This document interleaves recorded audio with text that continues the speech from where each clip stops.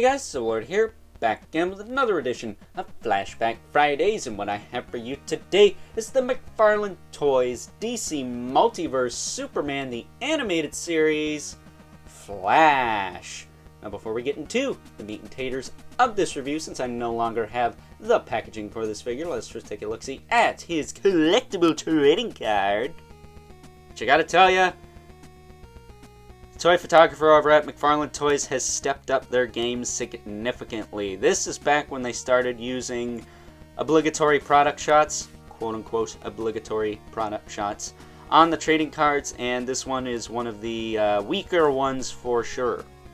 Would have much preferred something from the animated series, but it is what it is.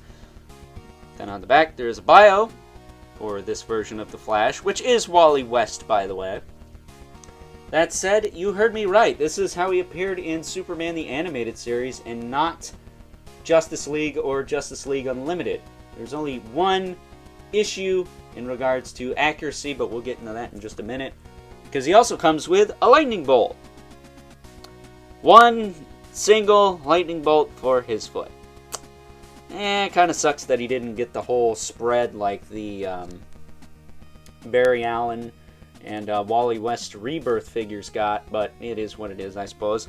Then he also gets a trigger finger hand. Oh, I throw that in the trash. And a fist, which are easy enough to swap on and on to the figure. And then, of course, he comes with the obligatory McFarlane Toys hockey puck display stand we're used to seeing in this line. That said, the only thing that's not accurate to the source material with this guy is he should have black around the lightning bolt instead of white. Not sure why they opted to go that route in the first place, but it is what it is. I much prefer the white though, so I'll take the inaccuracy for once. I think that's fine. Other than that, this is probably one of the better animated figures McFarlane Toys has done. That said, his feet are loose as shit. He can stand, but they are loose. So getting him in a running pose, that may be a little bit difficult. I'm gonna try really hard, but don't be surprised if I decide to give up and quit on that. As far as articulation on this guy goes, he's got a double ball peg in the head. It's pretty stiff actually, so you don't want to be careful with that. Can look up, but you really got to push on that. And yeah, there's not a lot of clearance here. Much like the Batman I took a look at a few weeks ago, he's got a specific kind of neck sculpt and head sculpt that's kind of just fighting against each other. That said, his shoulders do go out to the... Whoa. I mean, they would if they weren't stuck. Hold on. There we go. Holy crap. Talk about detents! Something I missed from this line. Even on that side. Holy shit. Gonna give me a workout today. Sorry, I'm used to McFarlane Toys not having the detents anymore. Holy crap. Okay. Yeah, be careful you don't break that. That's really freaking stiff. Wow.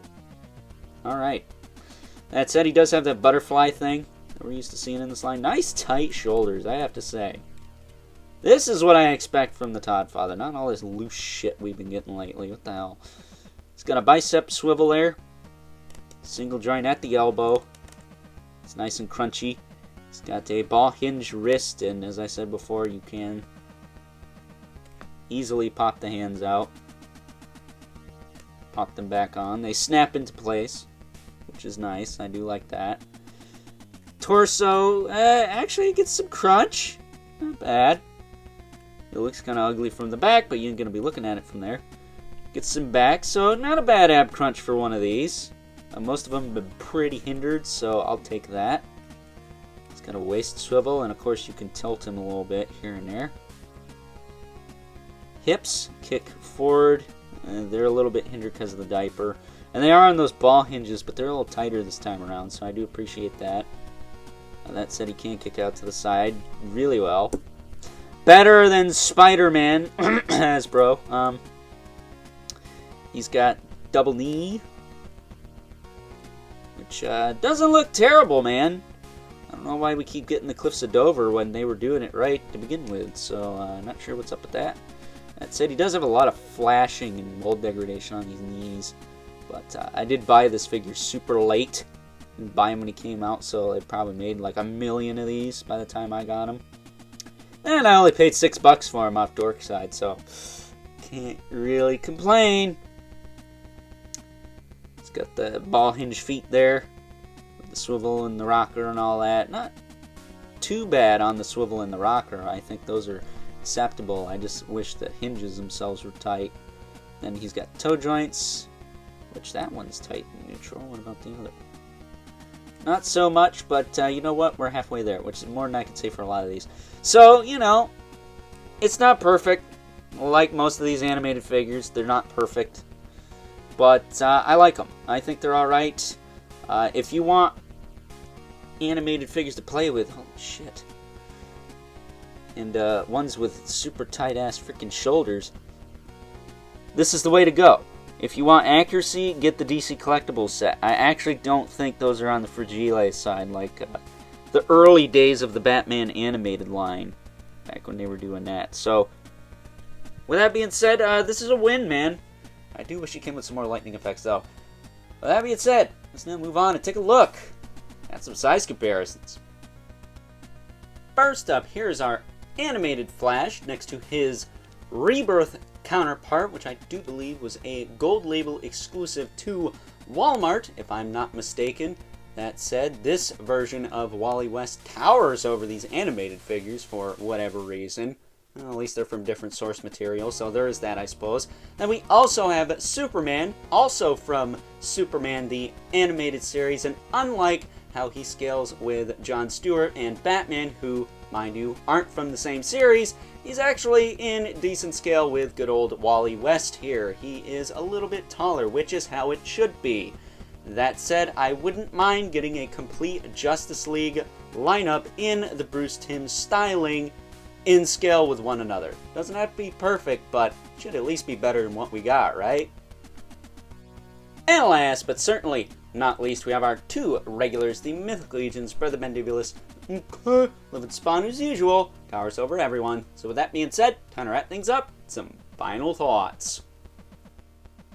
Overall, and while I do much prefer good old Wally West as he appeared in both Justice League and Justice League Unlimited, I still really like this figure. Even though it's not perfect, these animated figures from the McFarlane Toys DC Multiverse line are a bit of a guilty pleasure for me, which between these and the manga Spawn figures, there's a lot of guilty pleasures here at Overlord Productions, and I have no shame about that. So, with that being said, if you're like me, and you're a pseudo-completionist of this DC Multiverse line, or if you just like the animated versions of the characters, then this is a definite must-have, especially if you can pick it up for a whopping $6 like I did. Again, a shout out to Dorkside Toys for the hookup on that. So, with that being said, I hope you guys enjoyed this week's edition of Flashback Fridays. If you are so inclined, please don't forget to comment, like, subscribe, and hit the bell so you know whenever I upload more reviews like this one.